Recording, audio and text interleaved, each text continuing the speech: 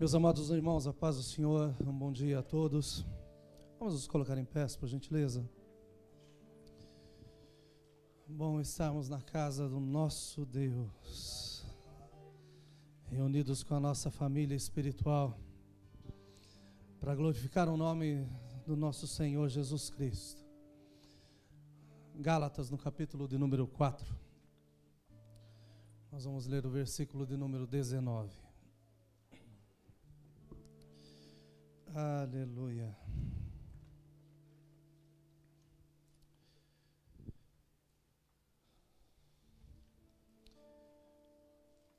Acharam? Senhor, nós queremos chegar à Tua presença santa, agradecido, Senhor, por mais um dia de vida que o Senhor nos dá, pela liberdade, Senhor, que nós temos, Senhor, de deixar, Senhor, a nossa casa, deixar os nossos afazeres, mas de nos reunirmos, Senhor, em segurança, Senhor, na Tua presença. A liberdade que nós temos, Senhor, ela custou um alto preço. E nós queremos, Senhor, nesse culto, Senhor, te agradecer, Senhor, por tudo quanto o Senhor tem feito. Queremos prestar a Ti, Senhor, um culto racional, Senhor. Quero abençoar, Senhor, as professoras, Deus, que estão com as nossas crianças nesse momento. Senhor, elas não estão ali simplesmente para cuidar dos nossos filhos, mas a Tua palavra está sendo ministrada através dos Seus lábios, Senhor, e nós queremos que as nossas crianças, Senhor, sejam como esponjas, Deus, que elas, Senhor, suguem tudo, Senhor, da Tua palavra.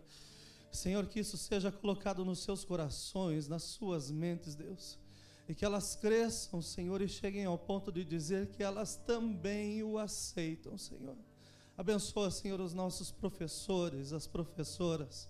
Abençoa, Senhor, os nossos filhos, Senhor. Abençoa-nos como igreja nessa manhã. E pela Tua misericórdia, pela Tua unção, Senhor, ministra a Tua palavra em nossas vidas. Fala, Senhor, conosco, Senhor. Nós queremos, Deus, ouvir a Tua voz, Senhor, e praticar, Senhor, aquilo que o Senhor colocar, Senhor, em nossas vidas. Nós oramos agradecidos no nome do nosso único Senhor, que vive, que reina para todos sempre. Amém, amém e amém. Gálatas 4:19 diz: meus filhinhos, por quem de novo sinto as dores de parto, até que Cristo seja formado em vós. Amém? Podeis vos assentar. Eu passei ontem à noite, não sei se tiveram tempo de colocar um vídeo. Pode colocar, por gentileza?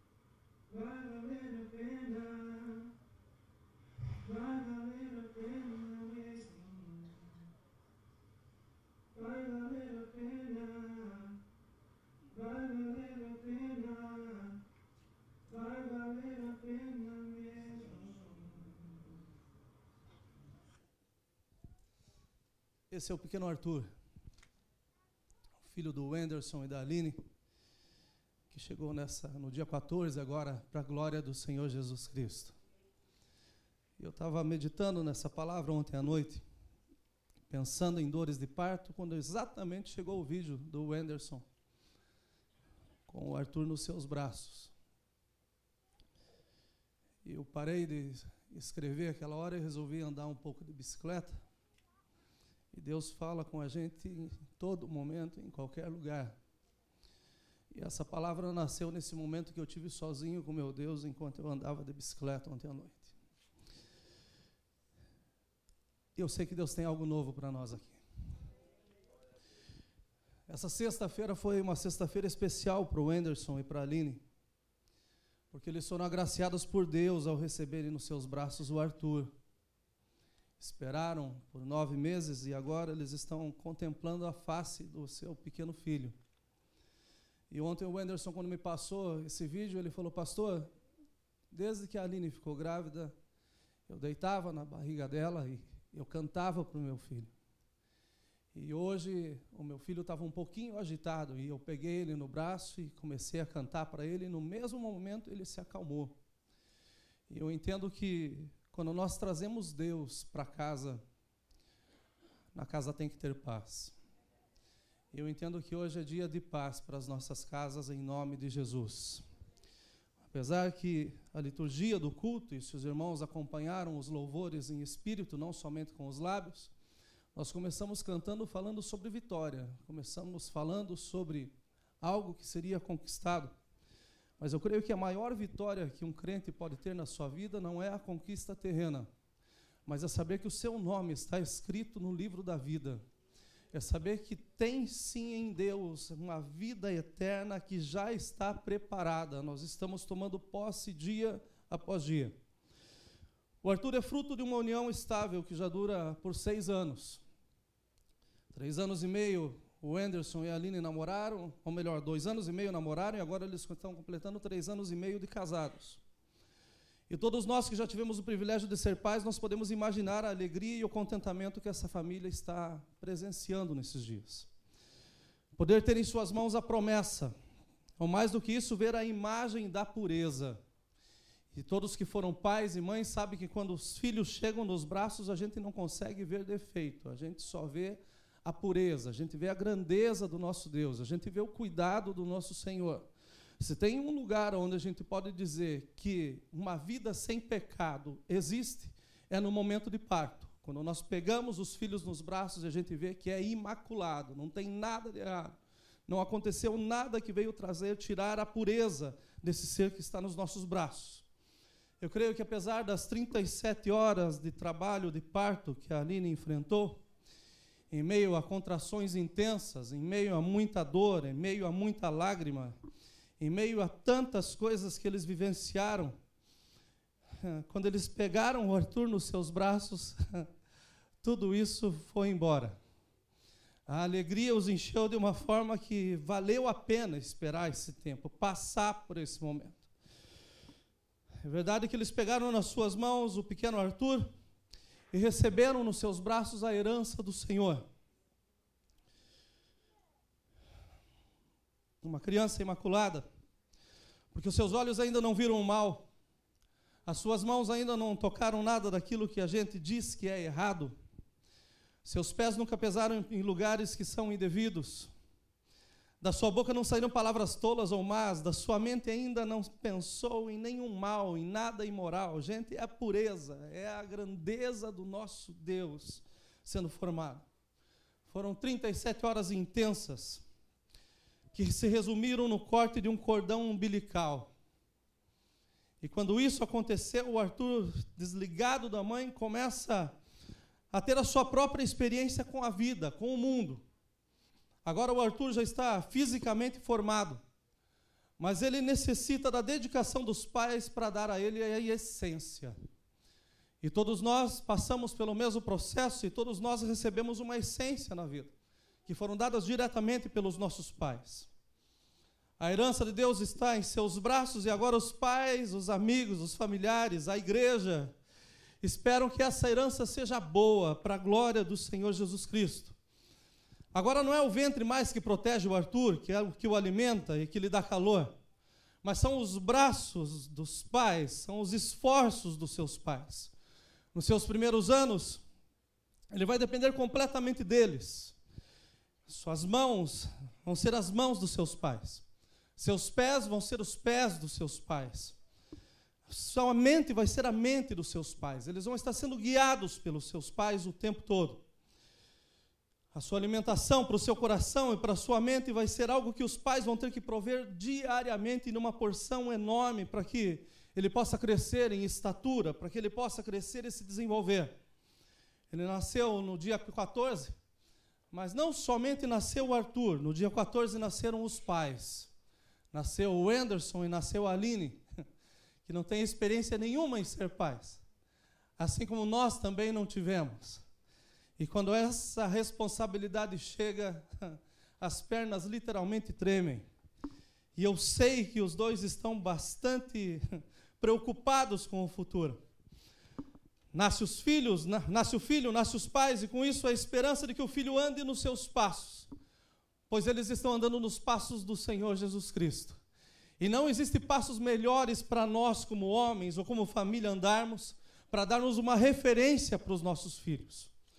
Mas sem dúvida nenhuma, e eu não preciso ser profeta para dizer o que eu vou falar, vai chegar um momento da vida do Arthur em que ele mesmo vai tomar as suas escolhas.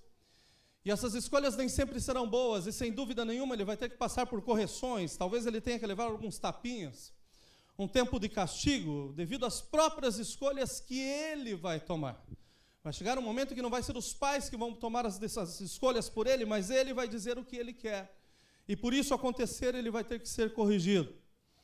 Enfim, essa história de amor dessa família, ela gera expectativa. Expectativa porque a gente pensa o que vai ser do Anderson e da Lina como pais, mas também o que vai ser de Arthur como filho. Será que está chegando no meio da casa aquele que vai ser o próximo presidente da República? Será que, na visão de muitos que pensam que estar em Deus é simplesmente alcançar coisas terrenas, será que o Arthur vai ser um daqueles que vai comandar, olha, milhares de pessoas? Ou será que o Arthur vai ser um daqueles que já com tenra idade vai dobrar os seus joelhos diante do Senhor Jesus e vai dizer, Senhor, eis-me aqui, usa a minha vida? É uma história que traz expectativas. E nós queremos, em nome de Jesus, que todas elas sejam cumpridas para a glória dele. De igual forma, o texto que nós lemos fala de um processo ainda mais intenso do que o da irmã Aline passou nessas 37 horas. Pois o apóstolo Paulo está falando que, de novo, está sentindo dores de parto. E aquelas que são mães, eu acho que não gostariam de ser mães do mesmo filho 2 vezes, ou 3 vezes. Paulo estava dizendo que, de novo, ele estava sentindo as dores de parto e eram pelos mesmos filhos. Coloca-se numa posição bastante interessante, porque como homem, mas ele demonstra nesse texto o amor de mãe. Ele afirma que não somente uma vez, mas de novo estava sentindo as mesmas dores pelos seus filhinhos espirituais. Ele estava usando um termo extremamente gentil e amável, como as nossas mães quando nos chamam de filhinhos. E eu às vezes fico até indignado com isso, porque já estou quase nos 50, mas todas as vezes que minha mãe me vê, ela fala, ô filhinho, como que você está? A verdade é que a visão do pai, ela nunca muda, da mãe, ela nunca muda. E olha, pode passar o tempo que for, nós vamos continuar sendo filhinhos. Paulo está lá chamando eles com um amor muito grande, mas a sua palavra era uma palavra bastante pesada. E esse termo que ele usou, ele não usa novamente em nenhuma das suas epístolas. Ele escreveu 13, mas ele não usa esse termo novamente. Mas ele expressa a profundidade do seu amor aos irmãos de Gálatas, da igreja aqui. Em 1 Coríntios, no capítulo 4, no versículo 15, Paulo faz a seguinte declaração, porque ainda que tivesseis 10.000 pedagogos em Cristo, não teríeis, contudo, muitos pais, porque eu, pelo Evangelho, vos gerei em Jesus Cristo. Paulo entendia a sua posição e na sua consciência ele sabia que a igreja de Gálatas tinha sido formada por Deus através dele, mas ele tinha uma responsabilidade paterna por aqueles irmãos. Ele tinha um amor que deveria ser demonstrado por eles, não permitindo com que eles permanecessem no erro ou continuassem errando. Paulo era um homem constrangido pelo amor de Deus. Vocês já foram constrangidos por alguma coisa? Já pensaram em ser constrangidos pelo amor? Esse era o peso que Paulo tinha na sua vida. E em todo o tempo, por causa desse constrangimento que ele tinha, ele pregava o Evangelho. Enquanto Paulo passava pela Galácia, na sua segunda viagem missionária, ele ficou enfermo. Mas nem a doença foi desculpa para que ele deixasse esse amor que movia dentro dele, ficasse colocado de lado. Muito pelo contrário. Ainda que enfermo, ele pregou aos irmãos da Galácia. E aí se fundou a igreja que ele está escrevendo essa carta nesse momento. Ele foi muito bem recebido pelos Gálatas. E no período da sua recuperação, ele estabeleceu essa igreja. Ele passou por cima de si mesmo, por cima das suas dificuldades, por cima dos seus próprios limites físicos. E então, quando nós lemos isso daqui, nós podemos entender, quando ele afirmou dizendo: ai de mim se eu não pregar o Evangelho. Não existia situação que dissesse: não dá tempo, não tem como. Paulo tinha tempo e tinha como o tempo todo, porque Jesus se movia dentro da sua vida. Paulo sentia algo se movendo dentro dele, como contrações. Contrações são quando seus órgãos começam a se estender ou começam a se fechar de uma forma que você sente algo se movendo dentro de você. É uma tensão que não consegue ser explicada. As palavras não chegam à profundidade. E ele via a tensão que o mundo vivia e a paz que reinava dele. Todos nós deveríamos andar nas ruas e quando nós víssemos alguém que não conhece o amor de Jesus Cristo, nós deveríamos estar cheios de contrações, a um ponto de dizer que nós devemos parar para falar pelo menos Jesus te ama. Ao ponto de parar pelo menos e dizer: olha, eu tenho algo muito bom que eu não posso guardar comigo, eu preciso compartilhar com alguém. Ele via essa tensão, mas ele vivia na paz, a paz reinava na sua vida. E com isso, ele sentia a necessidade de gerar filhos espirituais. O problema é que nós estamos vivendo tanto em paz, e parece que a igreja está tão cheia que não tem lugar para mais um. E eu li um livro há pouco tempo em que uma irmã chega para o pastor no final do culto e diz: pastor, não pregue mais para a salvação, porque a igreja já está muito cheia, deixa que outro faça. E o pastor olhou para ela e perguntou: aonde está o seu filho que tanto vinha na casa do Senhor?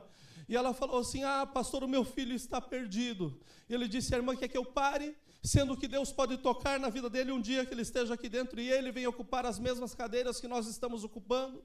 Essa irmã no mesmo momento olhou e falou: pastor, continue pregando e pregue com vida, porque muitos precisam ser alcançados ainda pelo poder da palavra de Deus e pelo amor restaurador do nosso Senhor Jesus Cristo.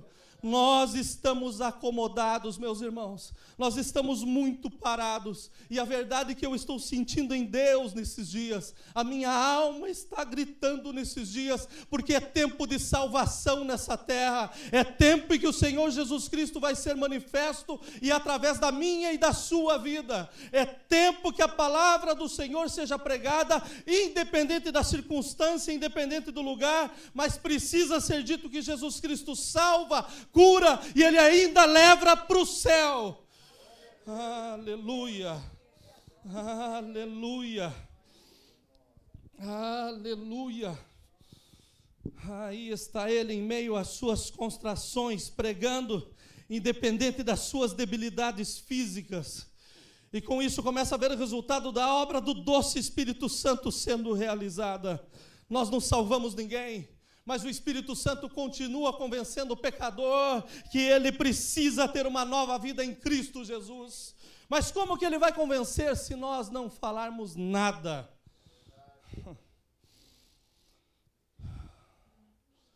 Muitos receberam a Cristo aqui na Galácia como seu Salvador, a ponto de que uma igreja é formada na doutrina dos apóstolos. Então ele os acompanha a ponto de dizer: olha, vocês já podem caminhar sozinhos.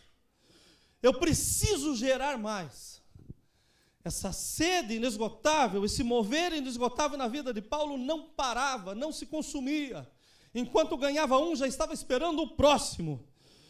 Mas não foi muito tempo para que essa igreja e os seus filhinhos na fé fossem atacados por mestres judaizantes que tentavam destruir a autoridade de Paulo, e com isso também a igreja. E foi o fato de muitos na igreja terem sido contaminados com essa ideia que levou Paulo a sentir de novo as dores de parto pelos mesmos filhinhos. Eu não sei se todos vocês já tiveram essa experiência, mas é maravilhoso quando nós estamos discipulando alguém.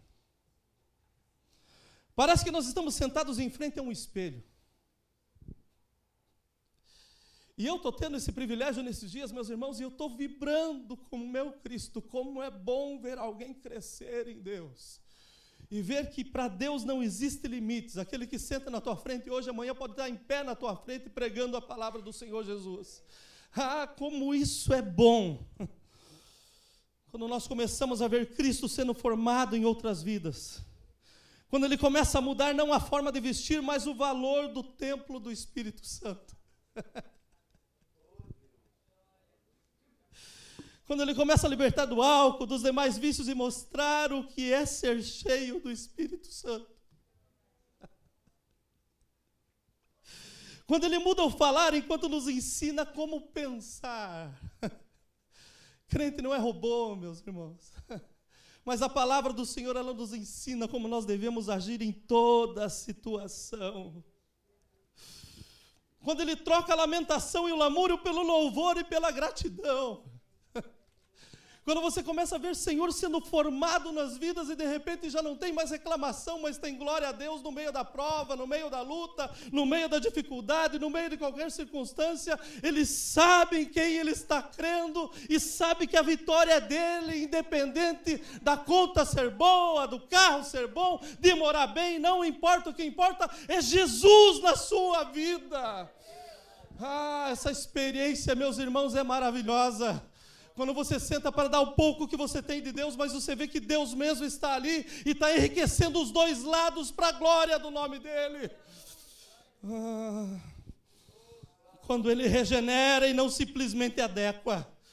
Porque o Evangelho é transformação e vida.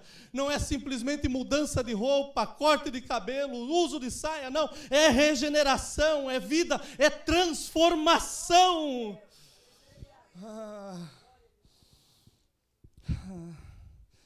Essa sensação de ver alguém nascendo pela palavra é inexplicável. E não é exclusiva a pastores e ao ministério. Jesus disse: ide e fazei discípulos. E aquele que crer e for batizado, esse será salvo. O trabalho é nosso, igreja. O trabalho é de todos aqueles que se dizem filhos de Deus, servos do Deus Altíssimo. Nós precisamos falar mais do nosso Senhor Jesus Cristo. Quando nós vemos esses novos irmãos se dispondo a largar tudo e a seguir o todo. A sensação que temos é que nasceu um filho. E a expectativa é que será esse o melhor de todos. Ainda que você já tenha falado para muitos, mas o último sempre parece que vai ser aquele que vai fazer a diferença em todo o tempo. Mas quando termina esse, Deus dá a oportunidade de vir mais um, e nesse mais um você pensa que é o último, e olha, é maravilhoso, nós servimos a esse Deus.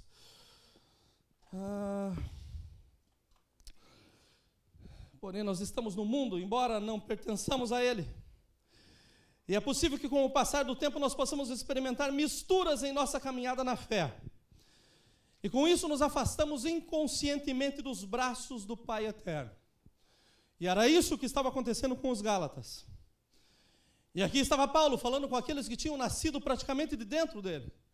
Aqueles que tinham sido alcançados pela palavra de Deus através da sua vida. E agora ele estava tendo que fazer uma intervenção. E essa intervenção não era no mundo, essa intervenção era nos crentes.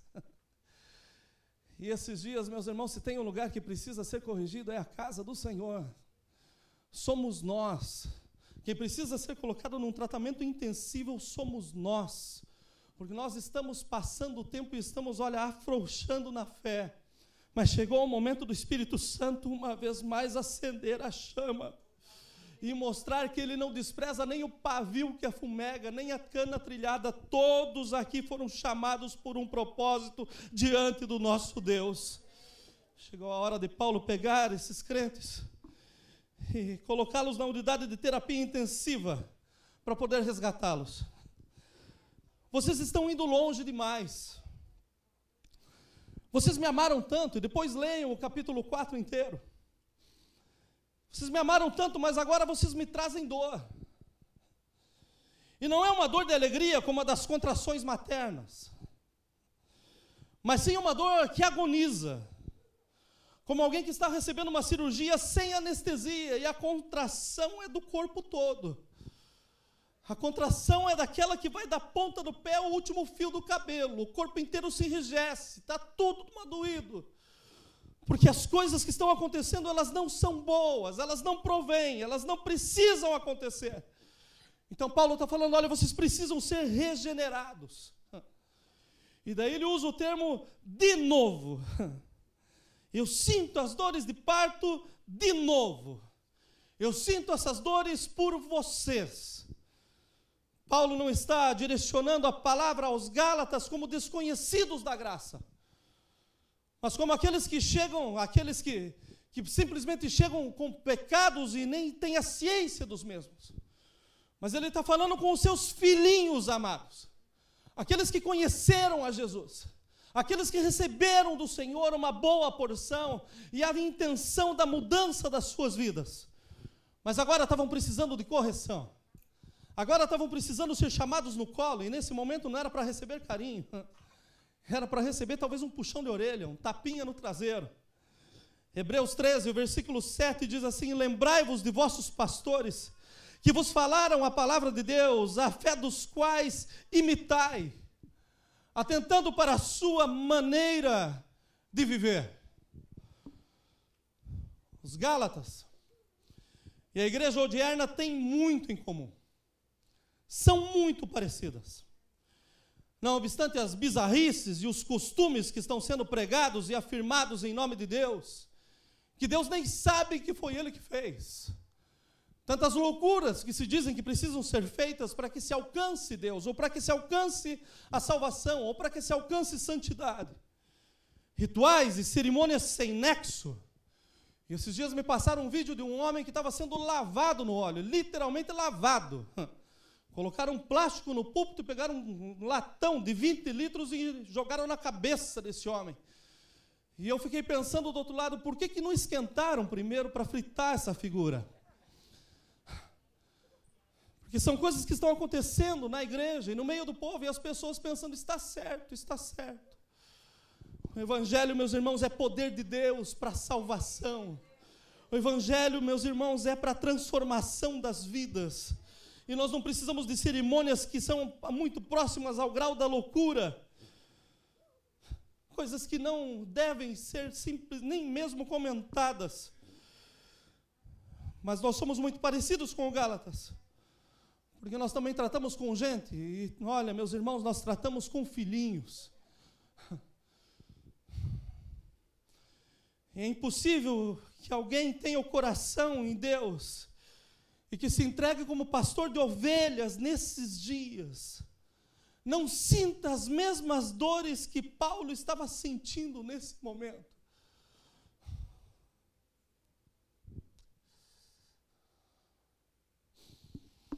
Quando nós andamos pelos corredores, ou pelas instalações da igreja, ou pelos caminhos virtuais, nos deparamos com filhinhos rebeldes, cheios de ira, de contenda, de divisões, de dissensões, de relacionamentos quebrados, de más conversações, de mau testemunho.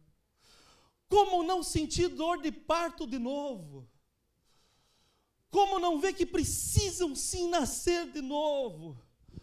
Como não chorar ao ver a mistura da Bíblia com livros de autoajuda? Como não chorar ao ver testemunhos que mais parecem testemunhos? Só lamúria, só dor, 1 hora falando do diabo, 2 minutos falando de Deus. Como não chorar ao ver obreiros que estão vivendo relaxadamente? Como aceitar que a mesma boca que louva fala mal de todos os crentes do universo? Como não chorar quando o sacerdote da sua casa é a sua esposa, meu irmão? Porque a sua vida espiritual está frouxa. Quando há mistura entre o santo e o profano, como que nós não podemos chorar? Quando se bebe socialmente em suas festas, mas como toda a sociedade, você precisa de motorista para voltar para casa. Como que a gente não chora diante dessas coisas? Como não chorar quando o pecado é tido como um desvio de caráter, um deslize? E passa tomando um banho, ou simplesmente dizendo que pecou. Quando não se existe mais arrependimento e confissão de pecados. Como não chorar até que Cristo seja formado em nós? Como não chorar, sendo que os nossos caminhos no domingo parecem que são tão próximos, somos tão íntimos de Deus. Durante o louvor, olha, o céu está aqui, mas na segunda o céu está muito longe. Como que a gente não chora diante dessas situações? Os Gálatas estavam judaizando os cultos, e com isso eles estavam voltando às suas raízes. Da mesma forma, muitos estão voltando às suas raízes, impedindo que o culto seja um ato de adoração, mas sim algo rotineiro, algo sequencial, é mecânico. A verdade é que Cristo precisa ser formado em nós.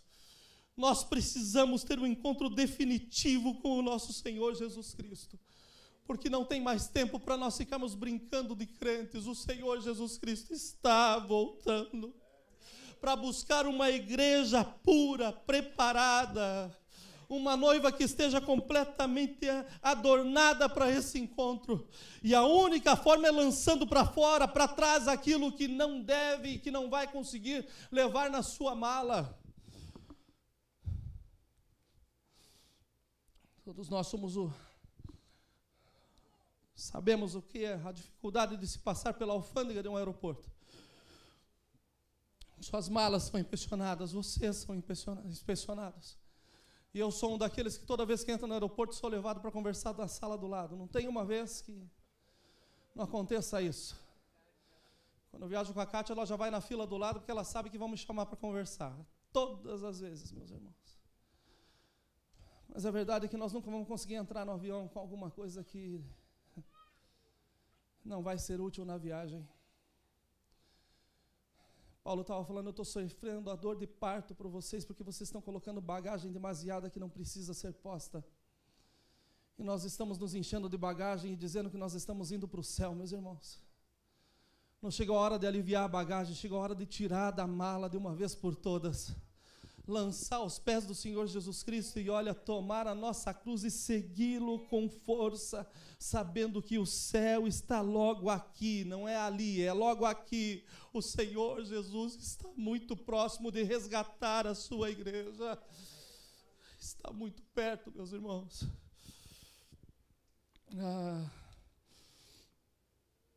John Piper, o pastor conhecido como reformador da Igreja Batista, assim como o Anderson e a Aline, como muitos de nós, experimentou a alegria de ser pai, de ver a pureza. Ele segurou o imaculado Abraham Piper em suas mãos. E com certeza ele teve muitas expectativas no seu filho.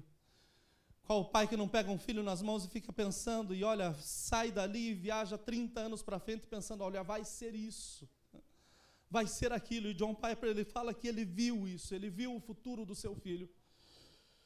Mas chegou um tempo que ele não conseguiu mais controlar o seu filho. O seu filho decidiu ter um título que, na sua igreja, ele foi o primeiro. E na história não diz se teve um segundo, mas o Abraham Piper, tem no seu currículo algo assim, dizendo que nós o amamos, mas você está desligado da nossa denominação. Você não pode estar aqui. Você está sendo banido da nossa denominação. O maior título no seu currículo. Nós te amamos em Cristo, mas você não é bem-vindo aqui. E a sua história diz que ele gastou 4 anos tentando nas drogas e buscando reconhecimento em um mundo escuro como músico. Mas graças ao nosso grande Deus, ele foi encontrado na sua escuridão e trazido à luz do nosso poderoso Cristo. E eu posso imaginar as lágrimas de John Piper durante esse período em que seu filho, que tinha sido gerado, estava tão distante, tão longe, e precisava ser trazido para perto. Ele mesmo fala que ele quis entregar o seu ministério, quis deixar a sua igreja, mas não permitiram que ele fizesse. Mas resolveram se unir em oração para que Deus tomasse conta da vida do Abraão. E eu creio que esse é o momento em que nós, igreja, precisamos nos unir. Porque nós estamos vendo muitos filhos que foram gerados em Cristo, mas que infelizmente estão se distanciando, estão indo para o escuro. Mas chegou a hora da igreja que é poderosa, que é vitoriosa, a igreja que marcha, a igreja que é triunfante, se unir e dizer: nós não vamos perder ninguém para o inferno de forma nenhuma. Eu posso imaginar as lágrimas de John Piper durante esse período, mas eu posso imaginar as lágrimas de alegria ao ouvir o testemunho do seu filho dizendo: Cristo foi gerado em mim. E esse é o nosso testemunho. Cristo gerado em nossas vidas. E é isso que traz a diferença. É isso que não nos permite pecarmos ou andarmos de mão dadas com o pecado. Não, é Cristo gerado dentro de nós. Uma irmã fez um bolo essa semana, eu sei que ela não vai achar ruim eu falar. Mas ela colocou brigadeiro, colocou beijinho, colocou chocolate Kit Kat, e daí por cima colocou raspberry. E daí me ofereceu um pedaço, mas me ofereceu um pedaço e disse assim: pastor, está muito doce, não ficou bom. Você comeria esse bolo?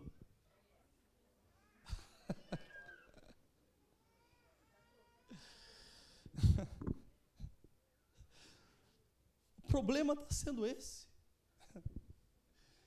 Que tem muita gente comendo na mistura porque é doce. Mas o doce se torna amargo, meus irmãos. E o que o Senhor quer de nós é isso, que a gente não mergulhe na mistura, mas que a gente tenha ciência que Ele tem o melhor para nós o tempo todo. Paulo teve que corrigir os seus filhinhos aos Gálatas, porque mistura demais estraga. Mistura estraga. E eu fiz uma experiência, uma vez ainda, muito tempo atrás, com meu primo, deve estar até assistindo o culto. Mas nós decidimos fazer um bolo quando a mãe viajou. E um bolo sem receita. E o desafio, depois que o bolo ficou pronto, foi esse: olha, quem conseguir comer um pedaço inteiro, ou melhor, colocamos um pedaço do prato e ficou assim: olha, quem não comer, paga a janta. E os dois devoraram o bolo, e olha, nós nos acabamos na Coca-Cola depois, que estava horrível. Mas eu não queria pagar para ele, e ele tampouco para mim. Meus irmãos, tem tanta gente comendo coisa estragada porque não quer perder para o outro. Tanta gente fazendo coisa que não deve para satisfazer o amigo que está perto e dizer assim: olha, para você eu não perco, nós vamos caminhar junto, mas eu sou crente. Meu querido, dói na nossa alma. Nós estamos, e eu principalmente me coloco diante de vocês como pastor dessa igreja, e eu vou dizer para vocês que tem doído esses dias o fato de ver que tem muitos que precisam nascer de novo, se encontrar com o real e deixar aquilo que era provisório, olha, de lado. O que importa é Cristo. Aleluia. Gálatas 6:7, Paulo está dizendo: não erreis, Deus não se deixa escarnecer, porque tudo que o homem semear, isso também ceifará. Porque o que semeia na sua carne, da sua carne ceifará a corrupção, mas o que semeia no Espírito, aleluia, do Espírito ceifará a vida eterna. Aleluia, aleluia. Precisa nascer de novo. Em especial me preocupa, pastor, hoje não é culto de doutrina, pastor. Vocês fogem na sexta, tu pega no domingo.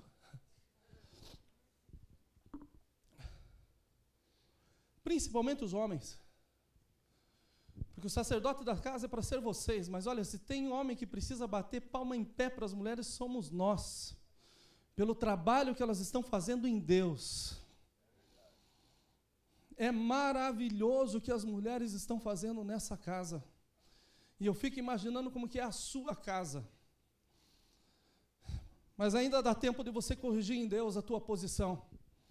de você voltar a ser o sacerdote da sua casa, de você começar a pedir perdão para Deus pela fraqueza, pela frouxidão, pelo fato de você dizer, não, ela está fazendo, então está bom. Não, meus irmãos, é nós. Essa frouxidão dói, meus irmãos. E dói demais. E eu li uma reportagem essa semana da CBN, que se chama Como o Cristianismo está crescendo ao redor do mundo. E eu prestei atenção em 2 parágrafos dessa matéria, que é uma matéria muito longa. Mas diz assim, eu já estou terminando, meus irmãos, pode ficar tranquilo. Em 1900 haviam aproximadamente 10 milhões de cristãos na África. Em 2.360 milhões. A projeção para 2025, em uma projeção conservadora, se estima 633 milhões. Com esta mesma base, os números de cristãos em 2025 na América Latina será de 640 milhões e na Ásia 460 milhões. Então, antes que os varões deem um glória a Deus, deixa eu explicar algo que está no meio disso. Esses números são expressivos, mas o que me chamou a atenção na matéria é que em 2025 apenas 1/5 dos cristãos no mundo serão brancos. O cristão típico nesse tempo será uma mulher vivendo em uma vila na Nigéria ou em uma palafita no Brasil. Esse fato ocorrerá porque muitas lideranças vão abandonar as suas crenças e fé para sobreviver, para manter as suas igrejas com as portas abertas. E por isso acontecer, mais pessoas serão atraídas. Vamos tornar a casa de Deus uma bagunça, onde qualquer um entra da forma como está, fica como está e não experimenta mudança na sua vida. Mas eu ainda creio, meus irmãos, na palavra de Deus. Eu creio que a casa é lugar para correção e para restauração. E que palavra nenhuma é pesada para os filhos que sejam corrigidos a tempo. E se o Senhor corrige é porque Ele ama. Pai que ama, corrige. Que nesta manhã, filhinhos amados, você, maridão, volte para casa acentuando no seu coração como fez Josué. Eu e minha casa serviremos ao Senhor. E não é da porta para dentro, não. Mas é da sua vida para fora. Seja um lugar de mudança para a glória do Senhor Jesus Cristo. E para que isso aconteça, chega de mistura. Peço para Deus que nessa manhã você, minha irmã, deixe Cristo ser formado em sua vida. E que nós, igreja, sintamos as dores de parto de novo. Até que Cristo seja formado em todos nós. Porque existe uma teoria da substituição hoje em dia. E está muito comum no Brasil isso daí, eu já escutei de muitos pastores. Se um sai, Deus manda 10. Mas eu leio na palavra do Senhor que o bom pastor deixa as 99 no aprisco e vai atrás de uma que é importante. E se você é essa uma que foi lá para fora, como que você se sentiria se a igreja cruzasse os seus braços e dissesse, vamos buscar outros? O meu convite nessa manhã é vamos buscar os mesmos. Vamos buscar os nossos irmãos que infelizmente se perderam pelo caminho, mas ainda dá tempo de ser achado, porque Jesus Cristo não voltou, Ele está voltando. Eu termino aqui. Porque a gestação é um processo maravilhoso, meus irmãos. Resumindo, ele envolve contração, dilatação e parto. O parto é um momento de dor, de grito, de ansiedade, enquanto o filho não aparece, enquanto ele não vem. Mas quando ele chega coberto de sangue.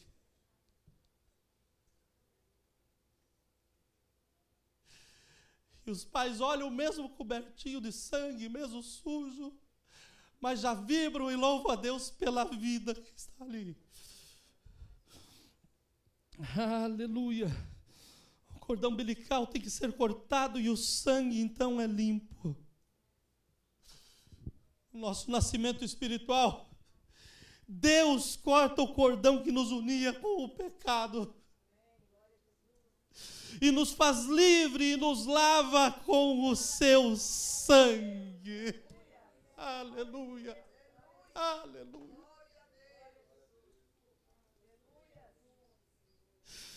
Aleluia. Esse sangue nos dá vida. Aleluia. Aleluia. O problema é que os filhinhos estão lavando-se do sangue, deixando o sangue para o lado e vivendo de qualquer forma. Mas eu subo nesse púlpito nessa manhã para terminar a mensagem como vocês começaram, cantando sobre vitória, cantando sobre conquista. E Apocalipse 12:11 diz assim: e eles o venceram pelo sangue do Cordeiro e pela palavra do seu testemunho, e não amaram a sua vida até a morte. Lavados pelo sangue de Jesus Cristo. Quando nós chegarmos a essa consciência, então nós vamos ver sim Cristo sendo formado em nós. Durante o louvor, o Espírito do Senhor me fez lembrar de Nicodemos e de um encontro maravilhoso que ele teve com o Mestre Jesus. Dentro de tantos questionamentos na noite da sua vida, na escuridão da sua vida.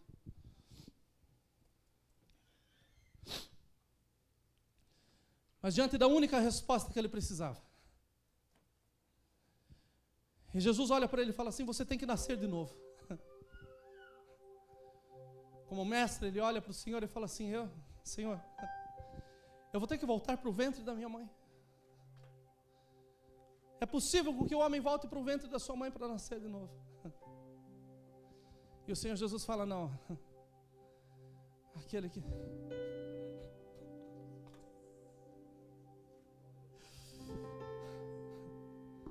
Para nascer de novo tem que nascer no sangue, no Espírito.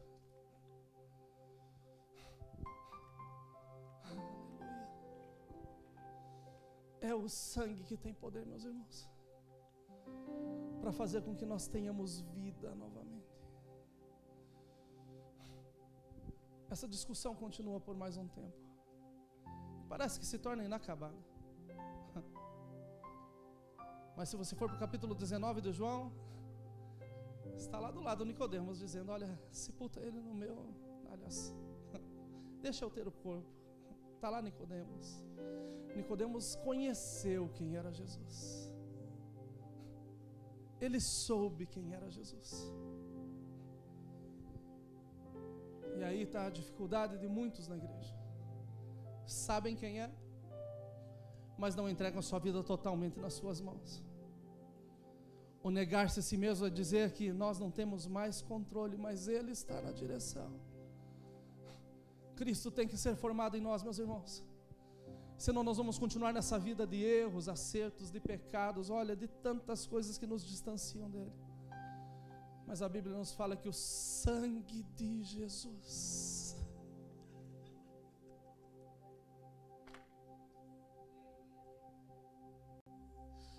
o sangue de Jesus nos purifica de todo o pecado.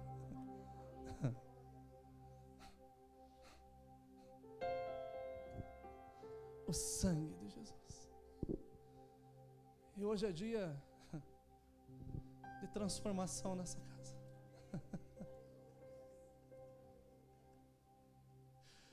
Eu tenho certeza da água que eu estou bebendo nesses dias, meus irmãos.